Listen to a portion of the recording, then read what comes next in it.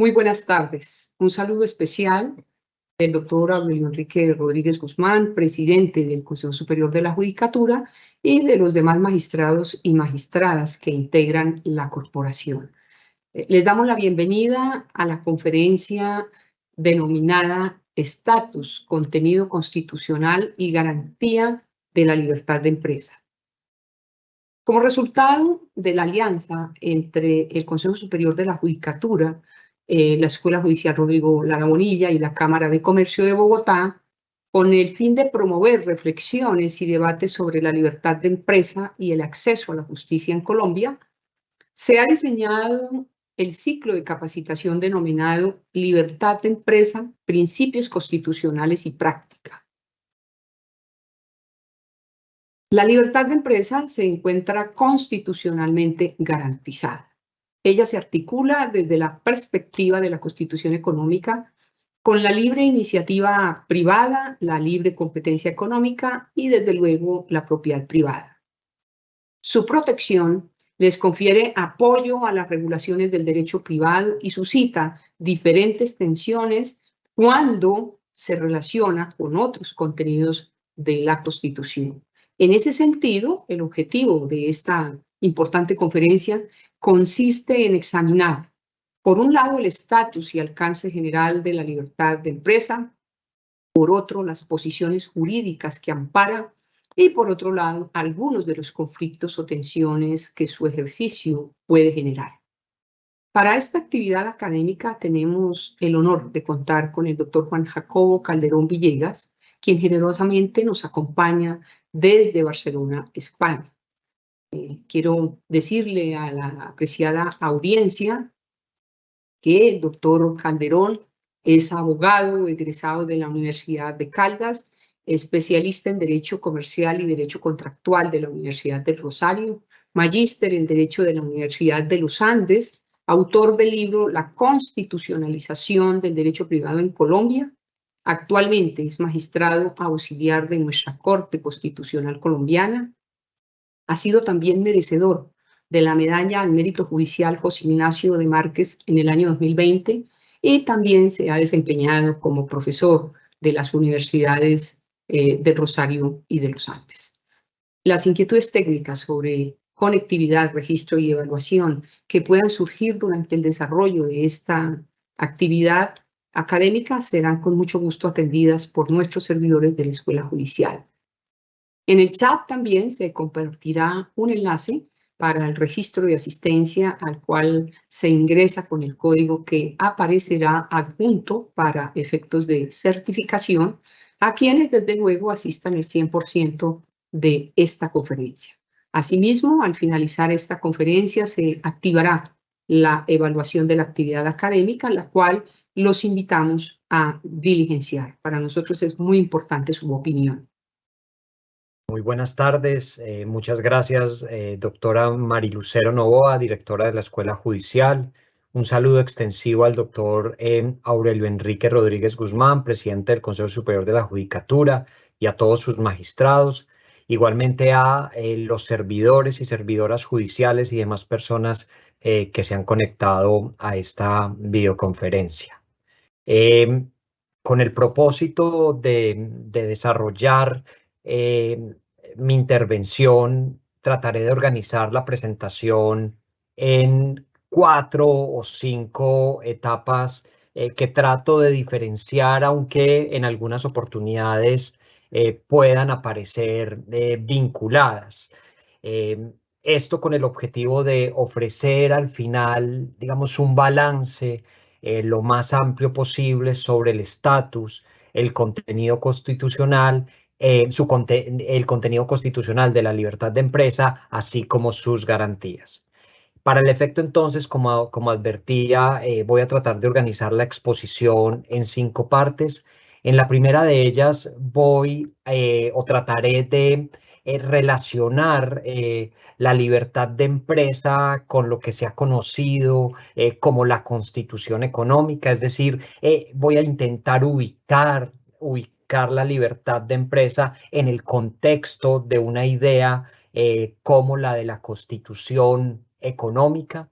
Seguidamente voy a tratar de describir las múltiples facetas de protección que tiene la libertad económica a la cual se adscribe la libertad de empresa. Entonces voy a tratar de descomponer en tanto sea posible las múltiples o las diferentes facetas de protección de la libertad económica para llegar por esta vía a la libertad de empresa y a otras libertades. En tercer lugar, voy a tratar de describir muy brevemente algo que uno podría denominar la dimensión colectiva de la libertad económica y en consecuencia la dimensión colectiva de la libertad de empresa. Y seguidamente me ocuparé de la dimensión individual de la libertad de empresa. Creo que asegurarnos de tener una distinción adecuada de estas dos dimensiones contribuye mucho a la comprensión constitucional de esta categoría. Y finalmente, en la última parte, que probablemente es la que nos tomará más tiempo, voy a intentar ocuparme del régimen de las restricciones a la libertad de empresa, vistas esas restricciones desde una perspectiva constitucional. Entonces, repito, para que el esquema pueda servir de orientación, en primer lugar, voy a tratar de inscribir la idea de libertad económica y libertad de empresa bajo la perspectiva de lo que se conoce como constitución económica. En segundo lugar, voy a tratar de mostrar el carácter multifacético de la libertad económica y en consecuencia las diferentes libertades que se le adscriben, una de las cuales es la libertad de empresa. En tercer lugar, me ocuparé de la dimensión colectiva de la libertad económica y consecuencialmente de la libertad de empresa. Luego, seguidamente, de la dimensión individual y finalmente de las restricciones que desde el punto de vista constitucional cabe imponer o son discutidas usualmente respecto de la libertad de empresa. Se darán cuenta ustedes a lo largo de la intervención que la orientación, la presentación se fundamenta principalmente a partir del texto de la Carta Política y de la jurisprudencia de la Corte Constitucional. Entonces, inicio con lo primero, que es la ubicación de la libertad de empresa en el contexto de la Constitución. Ustedes seguramente han podido oír en diferentes oportunidades que de la Constitución es posible desprender una Constitución ecológica o una Constitución verde, o que también de la Constitución es posible derivar una Constitución cultural. Y esas dos ideas de Constitución ecológica o verde y Constitución cultural tratan de describir segmentos de la Constitución especialmente preocupados o por el medio ambiente, por la naturaleza, por la posición del ser humano en el medio ambiente o por el papel constitucional de la cultura y tratan de hacer como agrupaciones sistemáticas de disposiciones para poderlo comprender. Pues bien, también la jurisprudencia constitucional ha identificado lo que podría denominarse la Constitución económica. ¿Y qué es la Constitución económica? La Constitución económica uno la podría definir como el conjunto de disposiciones que se ocupan de la regulación de la intervención del Estado en la economía, así como de los procesos de producción, distribución y consumo de bienes y servicios. Entonces se trata de todas aquellas disposiciones, ¿cierto?, a las que se adscriben normas con estructura de regla, normas con estructura de principios, que se ocupan de esos dos aspectos. De una parte, la intervención del Estado en la economía y en segundo lugar, los procesos de producción, distribución y consumo de bienes y servicios. La jurisprudencia constitucional ha señalado entonces que la Constitución económica se encuentra conformada por las normas de la Carta Política que ordenan la vida económica de la sociedad y establecen el marco jurídico esencial para la estructuración y funcionamiento de la actividad material productiva. Es muy importante siempre mantener diferenciados esos dos niveles. Por un lado, la intervención del Estado en la economía y por otro lado, los procesos de producción, distribución y consumo de bienes y servicios. Entonces, uno a partir de esa definición podría empezar a identificar como grupos de disposiciones relacionadas con la Constitución económica. Y así entonces uno podría encontrar el artículo 58, que reconoce la propiedad privada y la garantiza como derecho. O el artículo 65, que establece el deber del Estado de promover el acceso a la propiedad por parte de los campesinos. O podría también pensar en el artículo 334, que establece que el Estado es el director general de la economía y que por mandato de la ley interviene en ella con muchos y con diferentes propósitos de redistribución de recursos, de redistribución de beneficios, de explotación de recursos, en fin. Las reglas relacionadas, por ejemplo, con el Plan Nacional de Desarrollo y los procesos de presupuestación. Se tratan uno de esos dos de los instrumentos o algunos de los instrumentos más poderosos de intervención del Estado en la economía. O piensen ustedes también la regulación de los servicios públicos, ¿cierto? De los servicios públicos en general y de los servicios públicos domiciliarios en particular. También se trata hace parte o se integra a la Constitución económica. O la regulación de la actividad financiera, bursátil y aseguradora, el artículo 335 de la Constitución, en el que se prevé, digamos, cómo se regula, cómo se disciplina jurídicamente ese importante sector de la economía y se establece, por ejemplo, la obligación de democratizar el crédito o, por ejemplo, todo el régimen de explotación de recursos naturales no renovables y el régimen de regalías. Y finalmente, el reconocimiento de la libertad económica en el artículo 333. Seguramente a ustedes se les puede ocurrir muchas otras disposiciones, pero creo que estas que acabo de mencionar ensamblan en buena medida algo así como la filosofía constitucional alrededor de la actividad económica: acceso a la propiedad privada, intervención del Estado en la economía, el Estado como director general de la economía, procesos de planeación y de presupuestación, regulación de los servicios públicos en general y de los servicios públicos domiciliarios en particular, regulación de la actividad financiera, bursátil y aseguradora, explotación de recursos naturales no renovables y el reconocimiento, digamos, de la libertad económica en el artículo 333. En suma, entonces, uno podría decir que la Constitución económica hace dos cosas. En primer lugar, establece los propósitos de la intervención del Estado en las actividades económicas y los instrumentos para hacerlo. Y de otra parte, que es lo más importante de cara a lo que tenemos que examinar el día de hoy, reconoce como derechos la propiedad privada, la libre iniciativa privada, la libertad de empresa y la libre competencia económica. Es por eso que cuando iniciaba les decía que la Constitución económica, ¿cierto? Corresponde al conjunto de disposiciones de la Carta Política que se ocupan de regular la intervención del Estado en la economía y al mismo tiempo los procesos de producción, distribución, circulación y consumo de bienes y servicios. Esto inmediatamente nos da una pista para la comprensión de la libertad económica que más adelante vamos a desarrollar.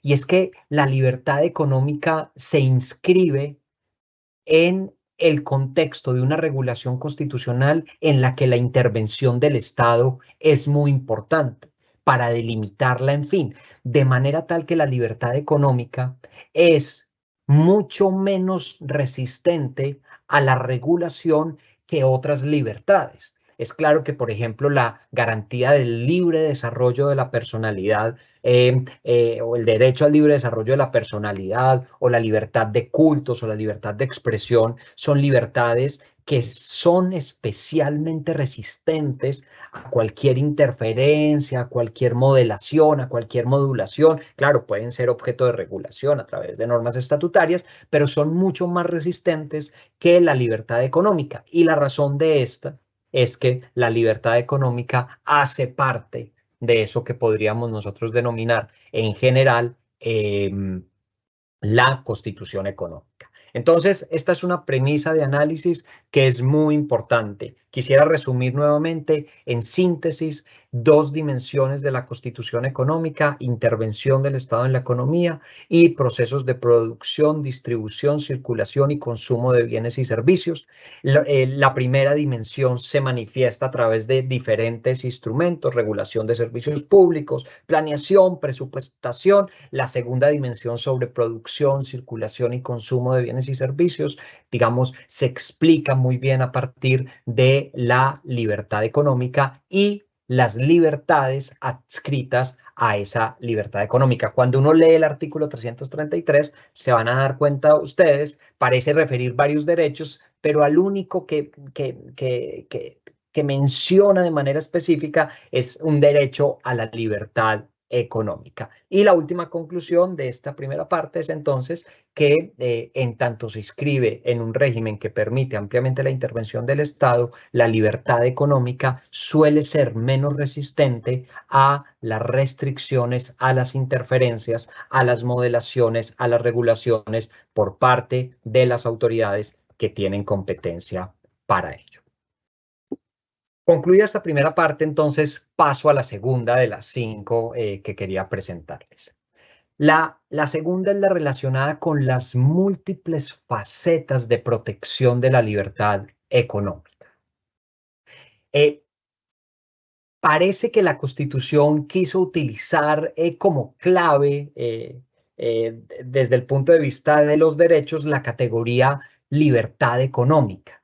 Es decir, no hizo una distinción clara entre diferentes libertades económicas, sino que reconoció una libertad económica e identificó en el artículo 333 y en otras disposiciones algunas de sus manifestaciones. Pero antes de ocuparnos de esas manifestaciones, lo que habría que decir acá es cuál es el ámbito material, es decir, el ámbito de la realidad social que está cubierto por la idea de libertad económica.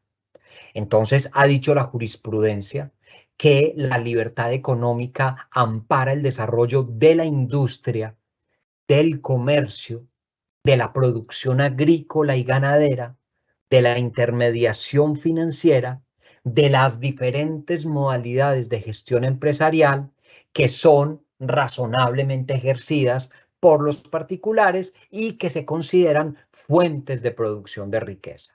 Entonces, la libertad económica comprende, digamos, un grupo de actividades muy fuerte, digamos, muy amplia, estén o no, o sean o no objeto de regulación por parte del Código de Comercio. Es decir, no hay una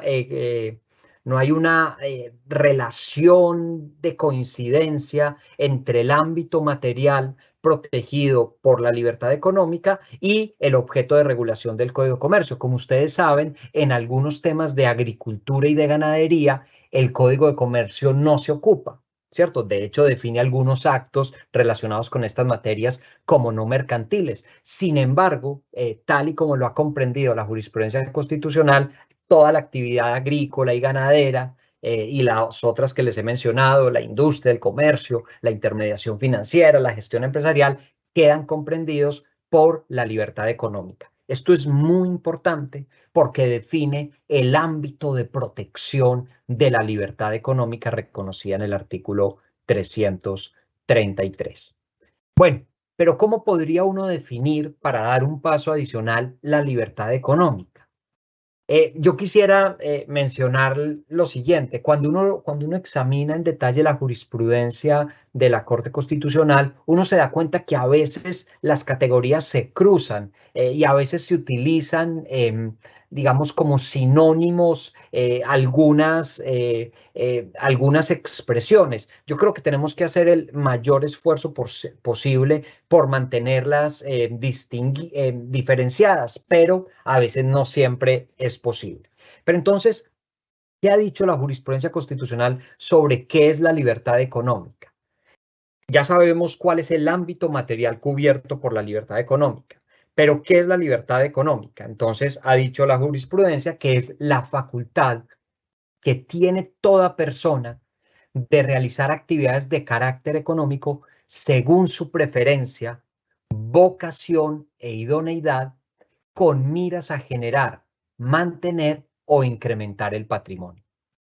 Es la facultad que tiene toda persona de realizar actividades de carácter económico según su preferencia, vocación e idoneidad, con miras a generar, mantener o incrementar el patrimonio. Si ustedes se dan cuenta, esta definición de libertad implica, digamos, que tiene una vocación universal desde el punto de vista de sus titulares. Es decir, puede tratarse de personas naturales o jurídicas, puede tratarse de nacionales o extranjeros, ¿cierto? Que pueden resultar titulares de estas libertades. Eso es lo primero, tiene, digamos, una vocación universal desde el punto de vista de sus titulares. Miren también que se enlaza, digamos, con un poco con la idea de la posibilidad de las personas de diseñar su plan de vida, sus propósitos vitales, cuando dice desarrollar actividades de carácter económico según su preferencia, vocación o idoneidad, y le adscribe un fin o unos fines con miras o con el objetivo de generar, mantener o incrementar el patrimonio.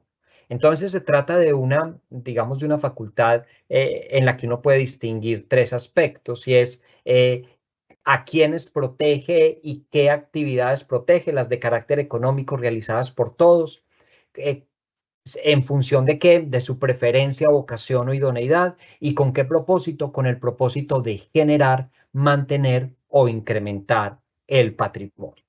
Esta libertad económica así definida y reconocida en el artículo 333 ha sido interpretada en el sentido de que a ella se adscriben dos libertades, digamos, específicas, o como podrían decir los teóricos, se le adscriben dos posiciones jurídicas de derechos. Y esas dos libertades en las que se desdobla la libertad económica son, por un lado, la libertad de empresa y, por el otro lado, la libre competencia económica. Aunque son diferentes, están estrechamente conectadas porque están vinculadas a una matriz, que es la libertad económica. ¿Cómo ha sido definida en la jurisprudencia constitucional también la libertad de empresa? Entonces, ha sido reconocida, ha sido definida como la posibilidad de afectar o destinar bienes de cualquier tipo, dice la Corte, principalmente de capital, pero no exclusivamente de capital, para la realización de actividades económicas con el fin de promover la producción y el intercambio de bienes y servicios, de acuerdo, dice también la jurisprudencia constitucional, a las pautas o modelos de organización típica del mundo económico contemporáneo. ¿Con qué propósito? Advierte también la Corte, con el propósito de obtener un beneficio o ganancia. Entonces, si ustedes se dan cuenta, esta primera definición de libertad de empresa, que se relaciona mucho con la definición matriz de la libertad económica, hace un énfasis especial en la posibilidad de afectar o destinar bienes de cualquier tipo para la realización de actividades económicas. Entonces, constituye, por ejemplo, una expresión de la libertad de empresa, organizar, diseñar un establecimiento de comercio, es decir, un conjunto de bienes para desarrollar determinada actividad. O, por ejemplo, celebrar contratos de arrendamiento de locales comerciales, en fin, digamos, o celebrar, por ejemplo, contratos de fiducia o cualquier otra modalidad para la implementación, contratos atípicos de outsourcing, de franquicia. Entonces, esta primera dimensión hace énfasis en la destinación de los bienes de cualquier tipo. Adicionalmente, la jurisprudencia constitucional ha reconocido que la libertad de empresa implica la libertad de organización de los factores de producción, es decir, la libertad de organizar cómo se articulan capital y trabajo, ¿cierto? Y esto implica o esto tiene como consecuencia el surgimiento de toda la regulación en materia de derecho laboral desde la perspectiva de la empresa. Cómo se relaciona el capital con el trabajo. Y adicionalmente, la Corte ha dicho que a la libertad de empresa también se adscribe la facultad de participación en el mercado a través de actividades empresariales destinadas a la oferta de bienes y servicios. Entonces, afectación o destinación de bienes, organización de los factores de producción, capital y trabajo, y participar en el mercado. Son como les he dicho, expresiones estrechamente relacionadas, pero si uno las mira en detalle, son analíticamente distinguibles. Y por eso es que la Corte ha dicho, planteando esto en otros términos, dice que la libertad de empresa implica reconocer el derecho a un tratamiento igual y no discriminatorio entre empresarios, el derecho a concurrir al mercado o a retirarse del mismo, la libertad de organización de la sociedad, que se constituya, por ejemplo, de la sociedad comercial, el derecho a la creación de establecimientos de comercio con el cumplimiento claro de los requisitos que exige la ley y el derecho a obtener un beneficio razonable. Esta es, digamos, la primera libertad, digamos, que es la que acompaña el título de mi intervención. Es la primera, entonces, libertad adscrita a la libertad económica. Y la segunda libertad es la libre competencia económica, ¿cierto? Esta, digamos, parece ser como una condición necesaria del éxito de la libertad de empresa, y la libre competencia económica implica la garantía de concurrir a un mercado sano, ofreciendo condiciones y ventajas comerciales en una relación de pluralidad de oferentes y demandantes. La Constitución un poco se compromete con los mercados sanos. En general, a la Constitución no le interesan los monopolios, salvo en los casos que funcionan como arbitrios rentísticos, por ejemplo, la producción de licores. Pero en general, el objetivo de la Constitución es indispensable desarrollar mercados altamente competidos donde los oferentes puedan ingresar libremente, puedan retirarse libremente, donde haya muchos demandantes, es decir, donde haya un buen caudal de consumidores y adicionalmente donde haya información suficiente. Las ideas del mercado perfecto. Muchas veces hay fallas en el mercado y la regulación debe intervenir, pero el objetivo de la Constitución es asegurar una competencia de esa naturaleza. Por eso es que esto exige que tanto a las personas naturales como a las personas jurídicas se les confiera un marco normativo que permitan competir en condiciones de igualdad. Vamos a ver, por ejemplo, más adelante que la Constitución prohíbe que se abuse de la posición dominante en el mercado. Es decir, si alguien por su eficiencia, por su poder, por su capacidad, tiene una posición dominante en el mercado, de manera tal que puede tomar decisiones con independencia de lo que opinen sus competidores, la Constitución dice, pero no puede abusar de su posición dominante. Un ejemplo de esto es, por ejemplo, aquel que tiene posición dominante no puede vender productos por debajo de los costos. Esta es una restricción que establece la ley para efectos de evitar el abuso de la posición dominante. No la posición dominante, porque la posición dominante es un hecho que se puede presentar debido al éxito de una actividad empresarial, pero sí puede controlar el abuso de esa posición. Entonces, resumo ahí, tenemos una libertad matriz en el artículo 333, que es la libertad económica, y a esa libertad se adscriben dos posiciones jurídicas, dos libertades básicas: la libertad de empresa, en el sentido que les he mencionado hace un momento, destinación de bienes, organización de factores de producción y participación en el mercado, y libre competencia económica en el sentido que les acabo de mencionar. La jurisprudencia constitucional ha además, y esto resulta muy importante para el derecho mercantil y para el derecho civil, ha identificado que del artículo 333, pero no solamente de ese artículo 333, se puede desprender otra libertad, que es la libertad de contratación. En buena medida, el contrato es uno de los instrumentos más poderosos para la circulación de la riqueza. Digamos, contrato y propiedad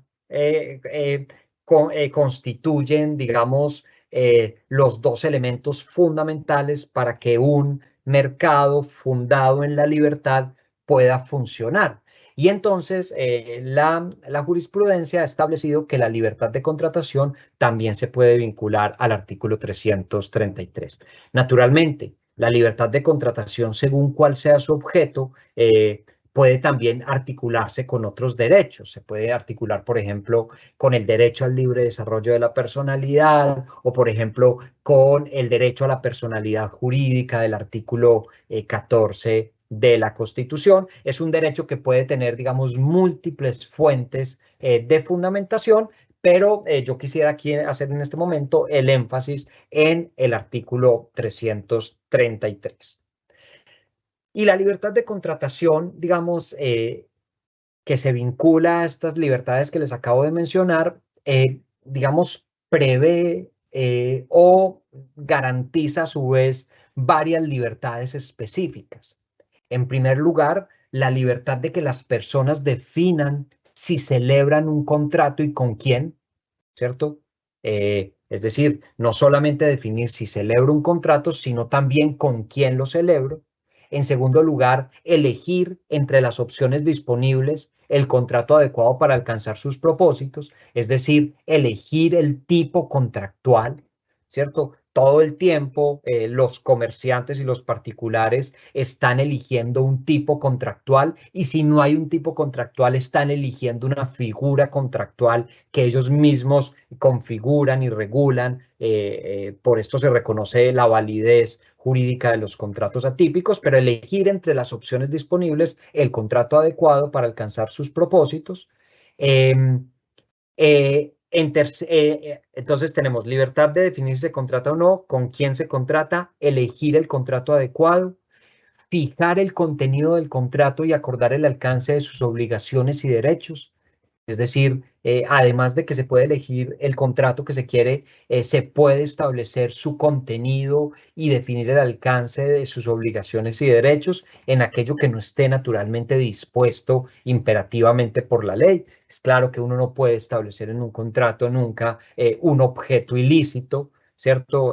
No puede celebrar un contrato con el objeto de cometer un delito y luego reclamar luego de su cumplimiento, naturalmente. Y la última libertad es la libertad de elegir el juez del contrato. Es decir, las partes pueden, por ejemplo, en aquellos contratos en los que esto se encuentra permitido, seleccionar el juez, por ejemplo, a través de el establecimiento de una cláusula compromisoria. Entonces, no vamos a tramitar nuestras disputas a través de la jurisdicción ordinaria, sino que vamos a tramitar nuestras disputas a través de un tribunal de arbitramiento conforme a las reglas que nosotros establezcamos y naturalmente en su defecto conforme a la ley de arbitraje, la ley 1563. A mí me parece, yo no quisiera exagerar con esto, pero me parece fascinante la forma como el artículo 333 permite identificar esta cantidad de posiciones jurídicas, ¿cierto? No solamente la facultad inicial de la libertad económica, sino las diferentes manifestaciones de la libertad de empresa, las diferentes manifestaciones de la libre competencia económica y las diferentes manifestaciones de la libertad de contratación. Y un último punto antes de avanzar con la tercera parte. Es muy importante comprender que este grupo de libertades tienen dimensiones negativas y tienen dimensiones positivas. Es decir, tienen dimensiones no prestacionales y dimensiones prestacionales. ¿A qué me refiero con esto? A que algunas manifestaciones de la libertad implican solamente para el Estado y para los particulares deberes de abstención. Es decir, el Estado y los otros particulares deben abstenerse de interferir en una determinada decisión. Entonces, por ejemplo, si yo me reúno con otras personas y digo, vamos a constituir para efectos de desarrollar este emprendimiento una sociedad por acciones simplificadas, ¿cierto? Ellos podrían decir que ellos tienen un derecho a que no les impidan constituir una sociedad por acciones simplificadas si cumplen los requisitos para ello. Entonces, le imponen al Estado una cortapisa, una barrera para que no afecten esa decisión. Pero en algunas oportunidades se requiere los derechos, las libertades económicas, estas tres libertades que les estaba mencionando, pueden requerir acciones del Estado, es decir, puede tener manifestaciones prestacionales. Por ejemplo, el Estado tiene que expedir un régimen que evite los actos de competencia desleal. Y esa es una dimensión prestacional. En general, el derecho a la libertad económica implica un derecho, digamos, general a que se exija, a exigirle al Estado que expida una regulación que garantice o que evite la competencia desleal o que proteja adecuadamente al consumidor. Entonces, hay dimensiones no prestacionales y dimensiones prestacionales. Esto no tiene nada que ver con que sea un derecho fundamental o no fundamental, simplemente tiene que ver con la estructura del derecho. A veces exige que para su protección que no se ejecuten ciertos actos y a veces exige para su protección que se ejecuten ciertos actos. Entonces, la libertad económica, la libertad de empresa, la libre competencia económica y la libertad de contratación pueden tener dimensiones negativas, manifestaciones de abstención o dimensiones positivas, manifestaciones de acción. En cada caso, habrá que determinar cuál es la dimensión que se encuentra en juego y si es posible o no fundamentarla. Entonces, hasta este punto, simplemente, aunque ya hemos avanzado, simplemente tenemos la ubicación de la libertad económica en el contexto de la Constitución económica, ¿cierto? Y las consecuencias que ello tiene. Y, en segundo lugar, las diferentes facetas que se vinculan con la libertad económica. Esto es lo que uno podría denominar como el carácter multifacético de la libertad económica, en tanto protege todas estas manifestaciones que les he mencionado. A continuación, y esto lo voy a hacer simplemente de manera muy breve, quisiera referirme a la dimensión colectiva de la libertad económica. Y esto surge por la siguiente pregunta, y es, la libertad económica, ya sabemos como qué posiciones protege, pero la libertad económica, ¿qué tipo de derecho es? ¿Es un derecho colectivo? ¿Es un derecho individual? ¿Son las dos cosas? Y la respuesta que uno podría dar en este momento es que son las dos cosas. La libertad económica tiene una dimensión colectiva y también tiene una dimensión individual. ¿Esto por qué es importante? Porque define, por ejemplo, los mecanismos para su protección, los mecanismos judiciales para su protección. Y miren entonces, la Ley 472 establece que la libertad económica es un derecho colectivo que en consecuencia puede ser protegido a través de la acción popular. Ha dicho el Consejo de Estado en una sentencia que ya tiene algunos años, ha dicho lo siguiente, y voy a leerles aquí el fragmento. Dice el Consejo de Estado: respecto de la protección que le puede ser dada a este derecho, me refiero a la libertad económica, mediante las acciones colectivas, se exige a las autoridades judiciales que en el momento de descender al caso concreto, oigan esto, la afectación trascienda del ámbito individual al colectivo, para que resulte procedente una acción popular por violación o puesta en peligro del derecho a, por ejemplo, a la libre competencia económica, se hace necesario evidenciar la dimensión colectiva de la libre competencia económica. Como consecuencia de ello, no basta la demostración de la afectación que de este derecho le haga un agente económico a otro, sino que se hace necesario demostrar y evidenciar una afectación a una colectividad indeterminada o determinable.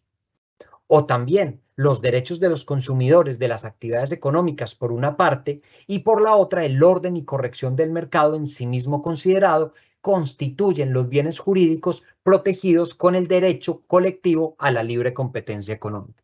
Entonces, si ustedes se dan cuenta, la libre competencia económica es reconocida, ¿cierto? Que es una expresión de la libertad económica, es reconocida como un derecho colectivo susceptible de ser protegido a través de la acción popular. Pero miren la clave de la decisión, y esto ya nos va a conectar con la cuarta parte, que es la dimensión individual. Lo que dice es, no es suficiente con que exista un problema particular en materia de libre competencia económica. Entonces, no es susceptible, por ejemplo, que un agente haya incurrido en un acto de competencia desleal respecto de otro agente. O no es suficiente que un empresario haya desconocido los derechos de un consumidor. Para que llegue a ser posible la protección de la libre competencia económica como expresión de la libertad económica a través de la acción popular, se requiere que ello trascienda colectivamente. ¿Qué significa que trascienda colectivamente? Pues es una cuestión abierta, pero lo que sí está diciendo aquí el Consejo de Estado, a mi juicio, yo creo que de manera correcta, es que no basta una afectación individual para efectos de justificar la procedencia de la acción popular. Entonces, lo primero, no se les olvide, la libertad económica, y en este caso la libre competencia económica, puede tener una dimensión colectiva. Pero voy a ocuparme en lo que sigue de las dimensiones individuales de la libertad económica y en consecuencia de la libertad de empresa. ¿Cierto? La libertad económica y la libertad de empresa operan como derechos subjetivos de los que son titulares personas naturales o jurídicas, nacionales o extranjeras.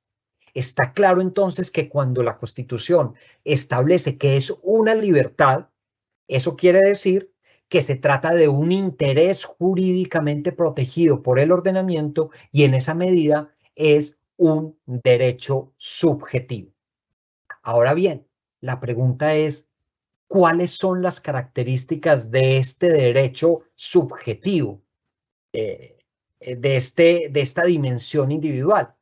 Entonces, la primera pregunta que surge es, ¿la libertad económica y la libertad de empresa es un derecho fundamental?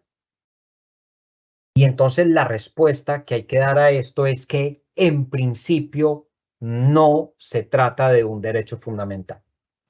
Y no se trata de un derecho fundamental porque en principio en su garantía no están comprometidas, digamos, aquellos intereses centrales. Claro, la libertad económica es fundamental, pero no corresponde a aquello que constituye el núcleo de la dignidad humana, que es el argumento en función del cual se ha construido la categoría de derecho fundamental. Entonces, no se trata de un derecho fundamental Y esto tiene varias consecuencias. Mi afirmación es, en principio, no es un derecho fundamental. Y esto tiene varias consecuencias. Primera consecuencia, su regulación no se sujeta a la reserva de ley estatutaria. Es decir, la libertad económica no es objeto de regulación en la ley estatutaria, como si ocurre con la libertad de religión o como si ocurre con el derecho de petición, ¿cierto? Que constituyen derechos fundamentales, pero esta no se sujeta a la reserva de ley estatutaria en tanto no es derecho fundamental. En segundo lugar, no es susceptible entonces, en principio, de ser protegida mediante la acción de tutela, ¿cierto? Entonces, para proteger la libertad de empresa, no cabe formular en general una acción de tutela, sino que para su protección deben emplearse las acciones en función de la dimensión que resulte afectada.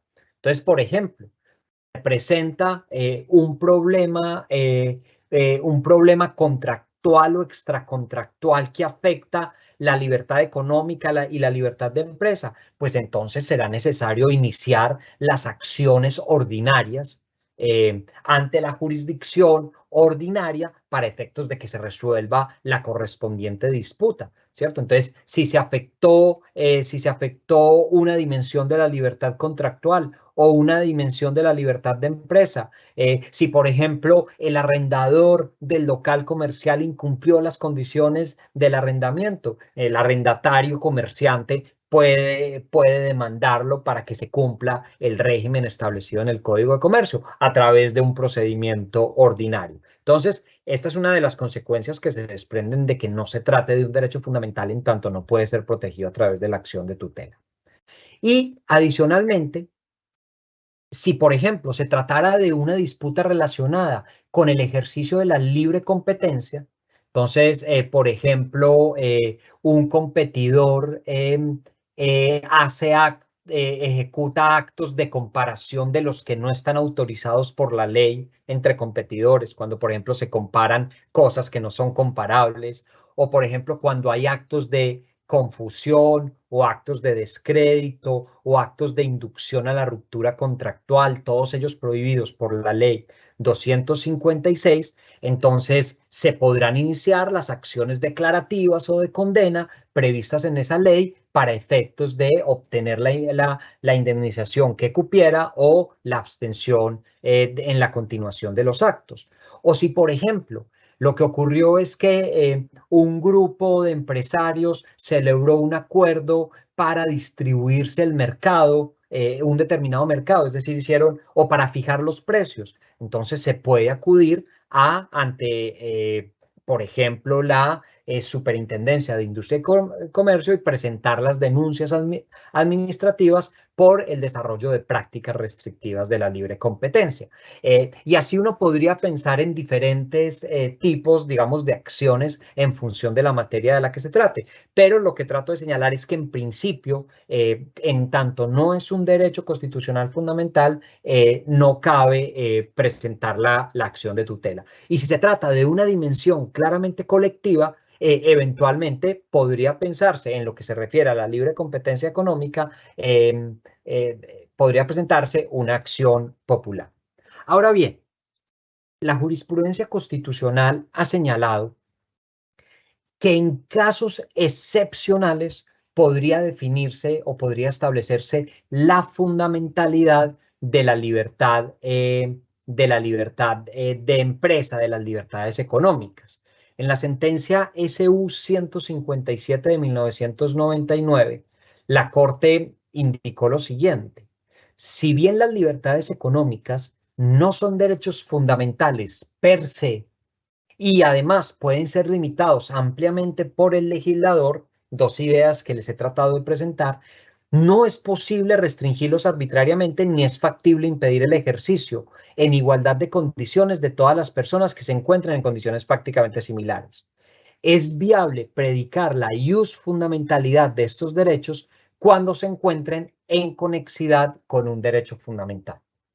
De esta manera, digamos, aquí la Corte, esta es una sentencia ya que tiene muchos años, del año 99, pero creo que todavía conserva vigencia, digamos, su idea nuclear, y es que aunque las libertades económicas no tienen carácter fundamental, si hay un ensamble muy fuerte entre ellas y un contenido que sí, que claramente pueda considerarse fundamental, esa dimensión de la libertad de empresa podría llegar a ser calificada por un juez como fundamental y en consecuencia ser protegida a través de la acción de tutela.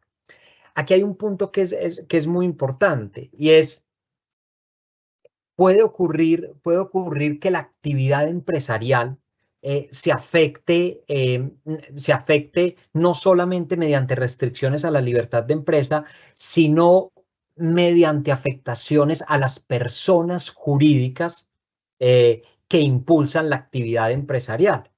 Eh, ¿Qué trato de decir con esto? Por ejemplo, las personas jurídicas pueden sufrir un atentado frente al buen nombre y a la honra.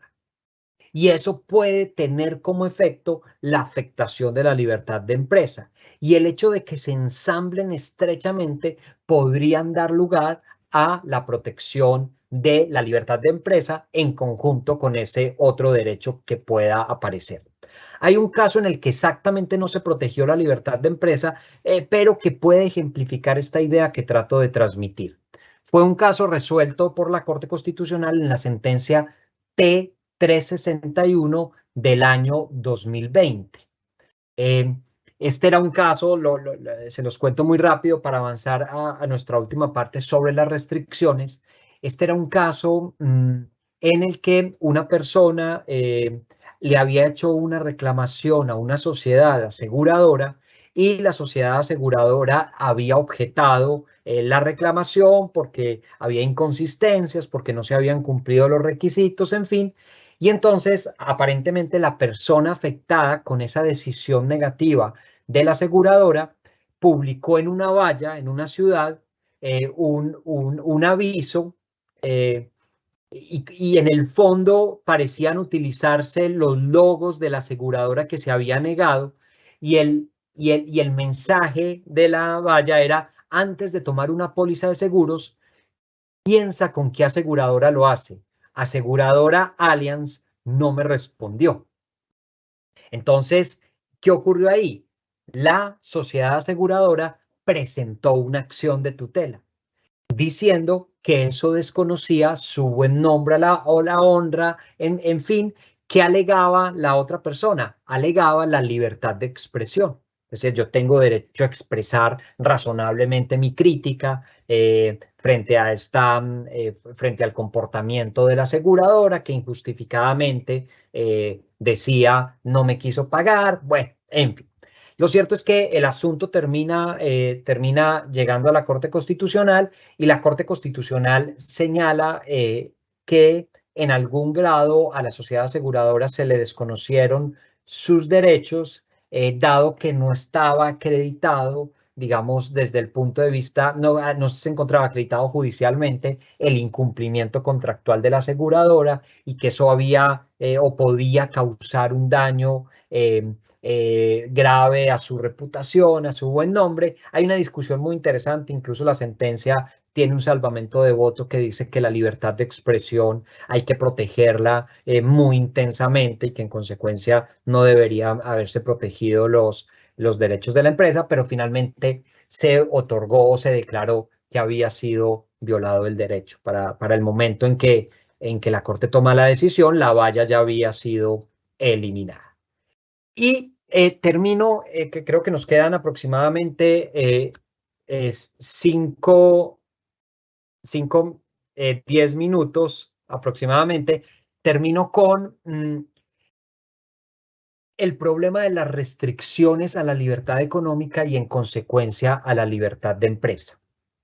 En buena medida, siempre que discutimos constitucionalmente alrededor de la libertad de empresa, pues discutimos su dimensión como derecho, pero también discutimos el problema de sus restricciones. Y entonces yo quisiera plantear aquí con el mayor orden posible las siguientes ideas. Entonces, primera idea, las restricciones a la libertad económica y en particular a la libertad de empresa pueden ser de intensidad variable según el sector económico. Esta es una idea muy importante. Según el sector económico, las restricciones a la libertad económica, a la libertad de empresa, pueden variar. Hay sectores económicos altamente regulados. Por ejemplo, el sector de los servicios públicos domiciliarios. O, por ejemplo, el sector del servicio público de salud o el sector educativo. Se trata de sectores especialmente intervenidos, ¿cierto? Debido a que constituyen, digamos, expresiones empresariales muy importantes para la vida comunitaria. Entonces, en esas áreas, digamos, la injerencia en la libertad económica es digamos, la más alta. Y en algunos casos se permite, como les decía yo, monopolios, ¿cierto? O para efectos de arbitrios rentísticos. Hay otros sectores que son como intermedios, donde hay mucha intervención, pero probablemente no tanta, en tanto no son definitivamente un servicio público. Aquí me estoy refiriendo, por ejemplo, a la actividad financiera, bursátil y aseguradora, ¿cierto? Entonces, si bien la actividad bancaria, la actividad del mercado de capitales y la bolsa de valores, la actividad aseguradora tiene una intensa regulación, es menor a la propia de los servicios públicos, y eso se encuentra establecido en el artículo 335 de la Constitución, que dice: actividad financiera, bursátil y aseguradora son actividades de interés público. Y eso permite una intervención del Estado, ¿cierto?, en el que comparte de una manera muy interesante competencias el legislador con el Ejecutivo. Y hay otros sectores que tienen el menor grado de intervención, a tal punto que, por ejemplo, no se pueden establecer requisitos previos para el inicio de la actividad. Entonces, si yo quiero un día en Colombia tomar la decisión de emprender un negocio de venta de zapatos, en general yo no tengo que pedir ningún permiso. Si organizo un establecimiento de comercio, tengo que cumplir requisitos de sanidad, naturalmente, tengo que cumplir requisitos de pago de derechos de autor, en fin, pero la intervención del Estado es, digamos, es menor. Entonces, una primera idea que creo que es analíticamente muy importante para todos nosotros es saber que según el sector, las injerencias, las restricciones son mayores o menores. Primera gran idea que les quería plantear. Segunda gran idea, y es: existe una cláusula constitucional, o mejor, uno la podría denominar una cláusula general de intervención en la libertad económica y en consecuencia en la libertad de empresa, que es el artículo 334. El artículo 334 es aquel que dice el Estado es el director general de la economía e intervendrá en ella por mandato de la ley. ¿Con qué propósito? Con el propósito de asegurar que todas las personas, en particular las de menores ingresos, tengan acceso a los bienes y servicios, para racionalizar la economía, para mejorar la calidad de vida de los habitantes, para la distribución equitativa de oportunidades, para la preservación del medio ambiente. Entonces, hay una cláusula que es el artículo 334, que es una cláusula general de restricción a la libertad económica. Y la tercera gran idea es que hay cláusulas constitucionales específicas de restricción a la libertad económica y de restricción a la libertad de empresa y a la libre competencia económica. Por ejemplo, el artículo 333 impone a quienes desarrollan actividades económicas el deber de actuar de conformidad con el bien común, o le asignan a la empresa una función social que implica responsabilidades, o prohíbe el abuso de la posición dominante en el mercado, o establecen la necesidad de que se respete el medio ambiente. Entonces, el artículo 333 O, por ejemplo, el artículo 49 en materia de salud, o, por ejemplo, los artículos 67 y 69 en materia de educación establecen reglas que permitirían restringir la libertad económica, la libertad de empresa en esas dimensiones. Y entonces, tenemos intensidades variables, cláusula general de intervención en las libertades económicas y cláusulas constitucionales específicas de intervención en la libertad económica. Y dentro de esas cláusulas específicas de restricción o de intervención en la libertad económica están aquellas que se desprenden de las normas de derecho fundamental.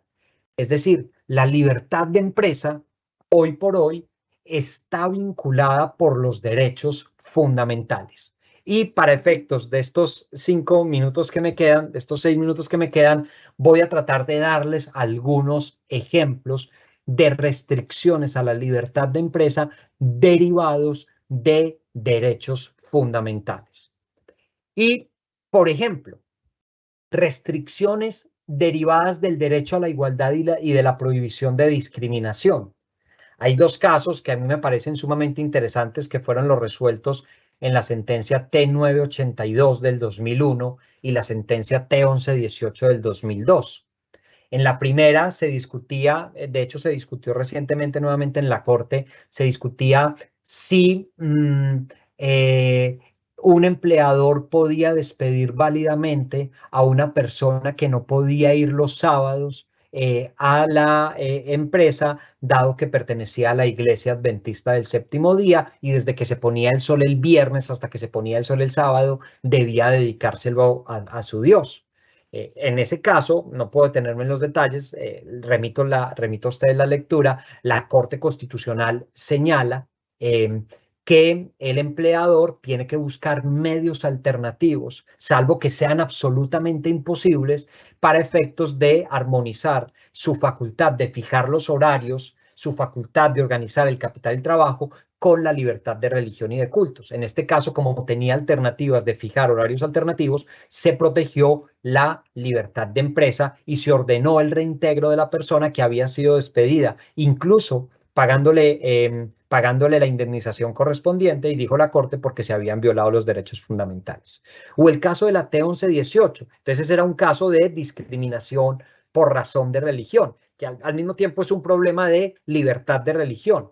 Y el de la 1118 era un caso de una sociedad aseguradora que se negó a celebrar un contrato de seguro con un amparo de accidentes personales para personas que tenían problemas de audición, de visión, de movilidad. La aseguradora dijo, yo no voy a celebrar este contrato, ¿cierto? Porque no está dentro de los riesgos que yo quiero asumir.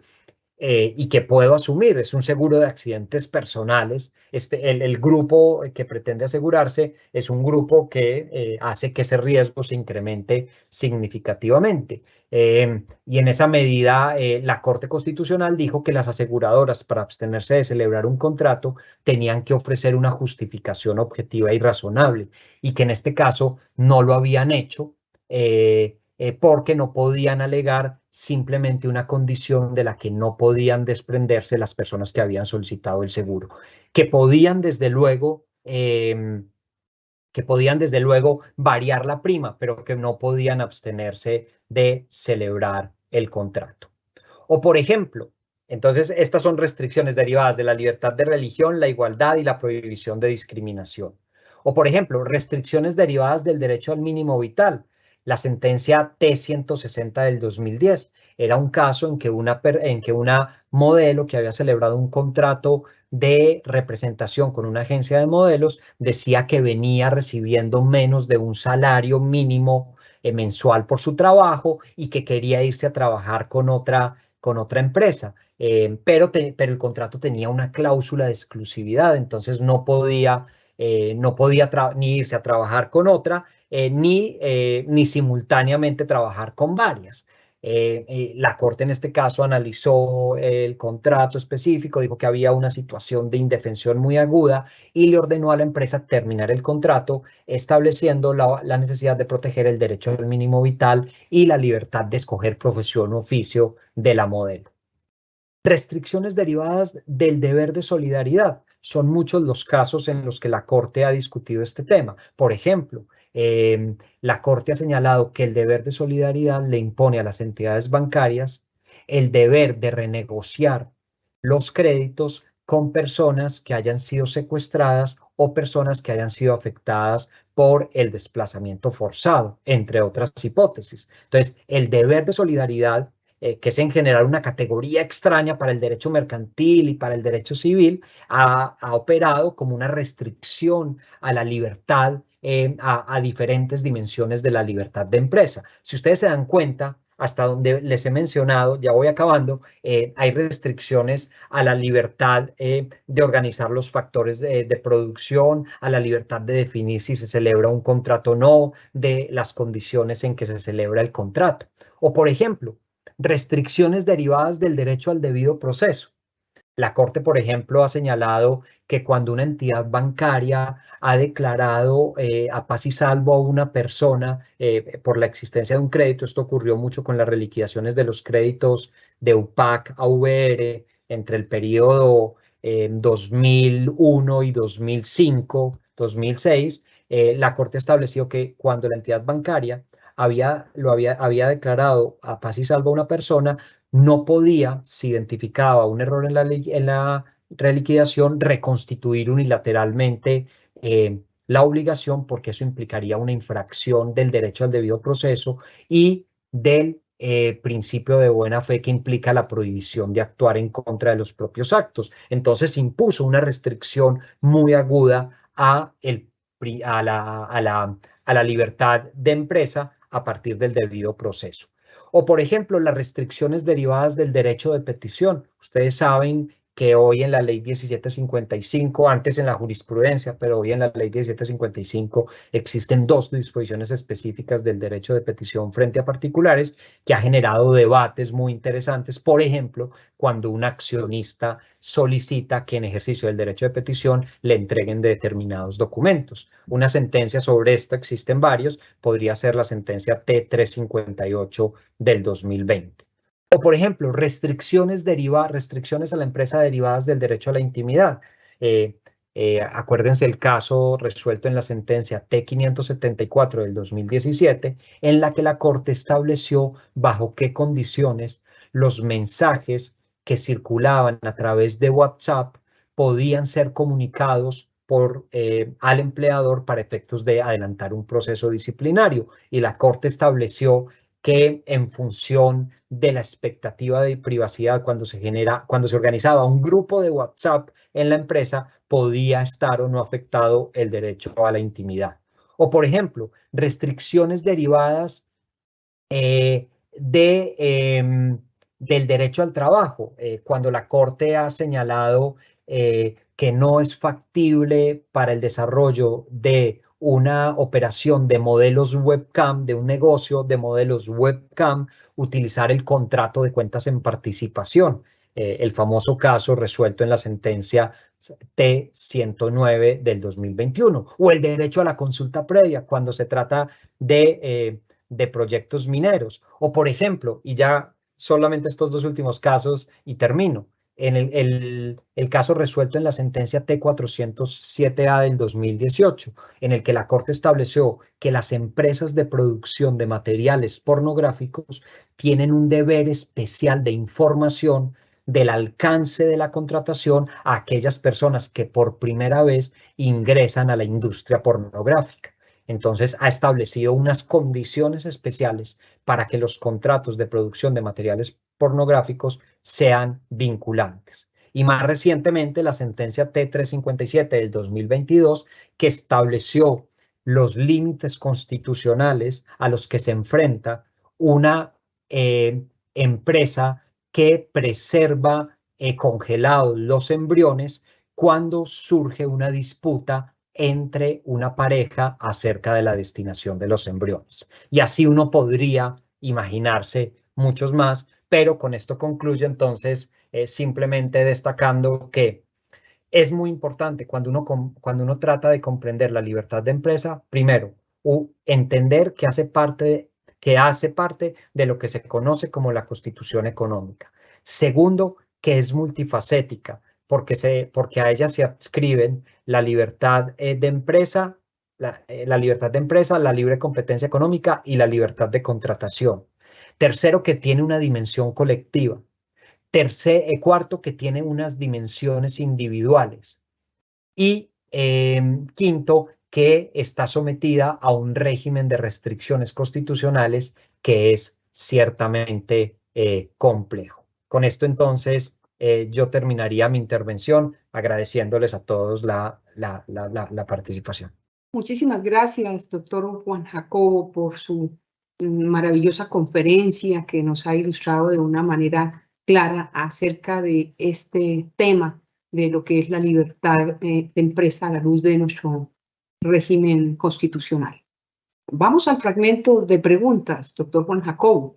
¿Cuáles son los límites que desde la perspectiva constitucional pueden imponerse a la libertad de contratación? Desde el punto de vista de la libertad de contratación, yo creo que hay varios límites. Uno podría enunciarlo de manera general y es la libertad de contratación desde el punto de vista constitucional, no desde el punto de vista legal, está limitada por el deber de proteger los derechos fundamentales. Esa es una afirmación muy genérica, porque alguien puede decir, dice muy poco, pero hay que irla construyendo. Entonces, por ejemplo, la libertad de contratación implica la prohibición en algunos sectores de discriminar. Este es el caso, digamos, por ejemplo, de la sentencia T1118. Es decir, la empresa aseguradora no podía discriminar. Tenía que celebrar el contrato con estas personas fijando la prima, pero tenía la obligación de celebrar el contrato correspondiente. O, por ejemplo, en algunos de los ejemplos que les presentaba, el deber de suministrar suficiente información. En el caso de la producción de materiales pornográficos, dado que ese contrato, digamos, suscita tensiones tan agudas con el derecho al cuidado de la propia imagen, el derecho a la intimidad, en fin, hay que rodearlo desde el punto de vista constitucional con la obligación, digamos, o con la garantía de suministro de información suficiente. En el caso de los embriones congelados, la Corte dijo que también cuando se celebraban estos contratos era necesario garantizar un debido suministro de información. Entonces, prohibición de discriminación, obligación de garantizar suficiente información cuando se trata de contratos que plantean tensiones muy agudas con derechos fundamentales. ¿Qué otros límites que creo que quedaron algunos establecidos en la última parte de la intervención un poco ya rápido? Pero, por ejemplo, el debido proceso contractual es muy interesante. En este caso de los bancos no podían reconstituir unilateralmente la obligación que ya habían declarado paz y salvo porque estaban actuando en contra de su propio acto, que desconocía la buena fe. Entonces allí se constata, digamos, una restricción importante a la libertad contractual. Aquí estoy utilizando la expresión libertad de contratación como la libertad que se desarrolla o que tiene lugar en las etapas pre-contractual y postcontractual. O piensen ustedes en el caso de la Iglesia Adventista del Séptimo Día.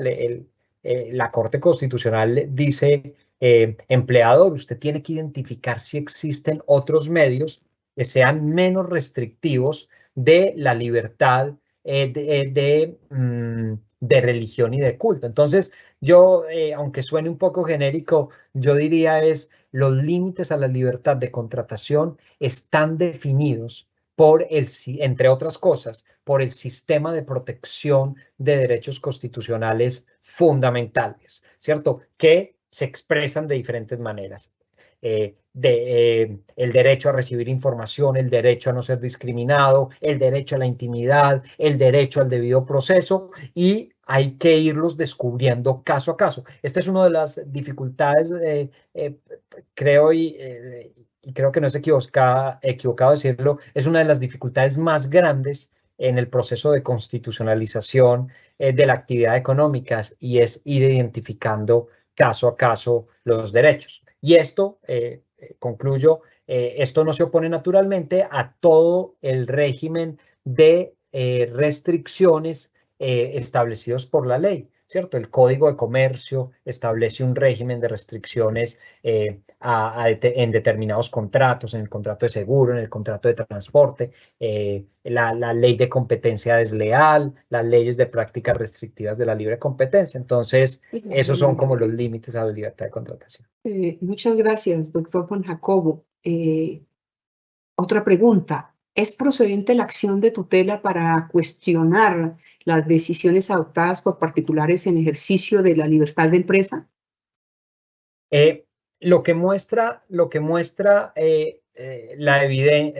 la práctica, digamos, hay una respuesta como fácil, y es: la práctica muestra que sí.